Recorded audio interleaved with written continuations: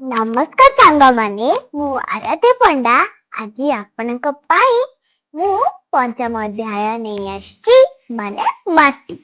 ଆସ ଆରମ୍ଭ କରିବା। ପଞ୍ଚମ ଅଧ୍ୟାୟ ମାଟି। ମାଟି କିପରି ତିଆରି ହୁଏ? ପାଣି, ପବନ, ଶୀତ, ତାପ ପ୍ରଭାବରେ ପଥର ସବୁ ଭାଙ୍ଗି ଗୁଣ୍ଡ ହୋଇଯାଏ।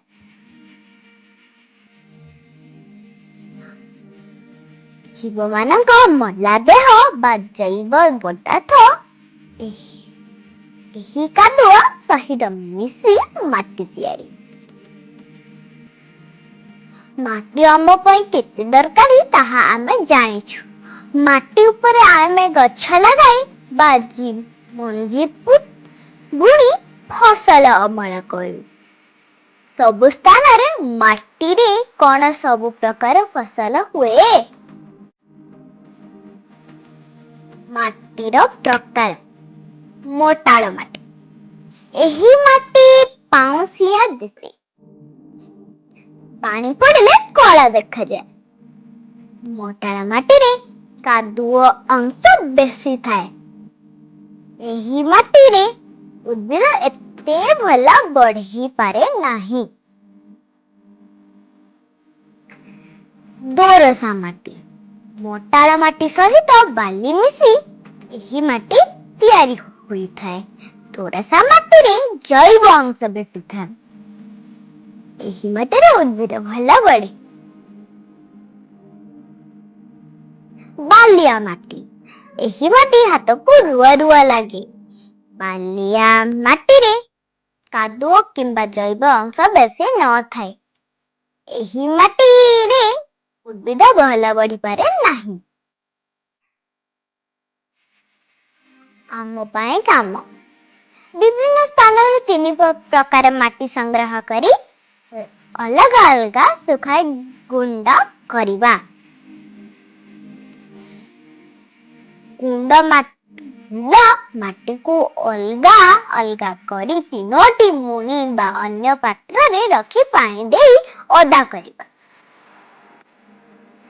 ଓଦା ମାଟିରେ ଏକ ପ୍ରକାର 3ଟି ଗେଣ୍ଡୁ ଚାରା ପୋତି ଅଳ୍ପ ଖରା ପଡୁଥିବା ସ୍ଥାନରେ ରଖ ଓ ନିୟମିତ ପାଣି ଦିଅ। 1 ମାସ ପରେ ଗଛ ଗୁଡ଼ିକୁ ଦେଖି କେଉଁ ମାଟି କି ପ୍ରକାରର ସ୍ଥିର କର। ଆସ ଆମେ ପ୍ରଶ୍ନ ଉତ୍ତର ଦିଅ। ଶୂନ୍ୟ ସ୍ଥାନ ପୂରଣ। ପଥର ଗୁଣ୍ଡ ସହିତ ମିଶିଲେ କାଦୁଅ ସୃଷ୍ଟି ହୁଏ। ପାଣି ମିଶିଲେ। ମୋଟାଳ ମାଟିର ରଙ୍ଗ ଅଟେ। ପାଉଁଶିଆ ଅଟେ। ଦୋରସା ମାଟିରେ ବେଶୀ ଥାଏ। ଜୈବ ଅଂଶ ବେଶୀ ଥାଏ। କାଦୁଅ ସହ ଜୈବ ଅଂଶ ମିଶିଲେ ତିଆରି ହୁଏ। ମାଟି ତିଆରି ହୁଏ।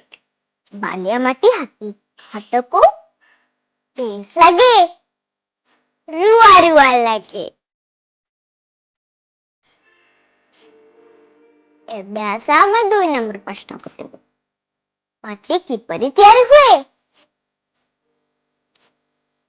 ପାଣି, ପବନ, ଶୀତ, ତାପ ପ୍ରଭାବରେ ପଥର ସବୁ ଭାଙ୍ଗି ଗୁଣ୍ଡ ହୋଇଯାଏ।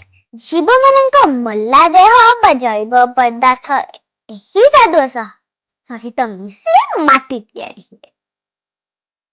3 ନମ୍ବର। ମୋଟାଳ ମାଟି ଓ ଦୋରସା ମାଟି ମଧ୍ୟରେ ପାର୍ଥକ୍ୟ ଦର୍ଶାଅ। ମୋଟାଳ ମାଟି। ଏହି ମାଟି ପାଉଁଶିଆ ଦିଶେ। ପାଣି ପଡ଼ିଲେ କଳା ଦେଖାଯାଏ। ମୋଟାଳ ମାଟିରେ କାଦୁଅ ଅଂଶ ବେଶୀ ଥାଏ। ଏହି ମାଟିରେ ଉଦ୍ଭିଦ ଏତେ ଭଲ ବଢିପାରେ ନାହିଁ। ଦୋରସା ମାଟି। ମୋଟାଳ ମାଟି ସହିତ ବାଲି ମିଶି ଏହି ମାଟି ତିଆରି ହୋଇଥାଏ।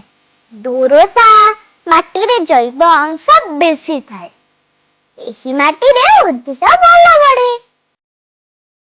4 ନମ୍ବର, ବାଲିଆ ମାଟିରେ ଭଲ ଫସଲ ହୁଏ ନାହିଁ କାହିଁକି? ବାଲିଆ ମାଟିରେ ଯେହେତୁ କାଦୁଅ ଅଂଶ କିମ୍ବା ଜୈବ ଅଂଶ ବେଶୀ ନଥାଏ, ଏହି ମାଟିରେ ଉଦ୍ଭିଦ ଭଲ ବଢିପାରେ ନାହିଁ, ତେଣୁ ଭଲ ଫସଲ ହୁଏ ନାହିଁ। ସାଙ୍ଗମାନେ, ଯଦି ଏହି ଭିଡିଓଟି ତୁମମାନଙ୍କୁ ଭଲ ଲାଗିଥାଏ କିମ୍ବା ଭିଡିଓଟିକୁ ଆହୁରି ସୁନ୍ଦର କରିବା ପାଇଁ କିଛି ଉପଦେଶ ଥାଏ, ତେବେ କମେଣ୍ଟରେ ଜଣାଇବା ନିଶ୍ଚିତ। ଲାଇକ୍ ଓ ସେୟାର କରି ମୋ ମନୋବଳ ଓ ଉତ୍ସାହ ଆହୁରି ବଢିବ। ରହିଲି, ପୁଣି ଭେଟିବା ଏକ ନୂଆ ଅଧ୍ୟାୟରେ, ମାନେ 6ଠ ଅଧ୍ୟାୟ। ଜୟ ଜଗନ୍ନାଥ।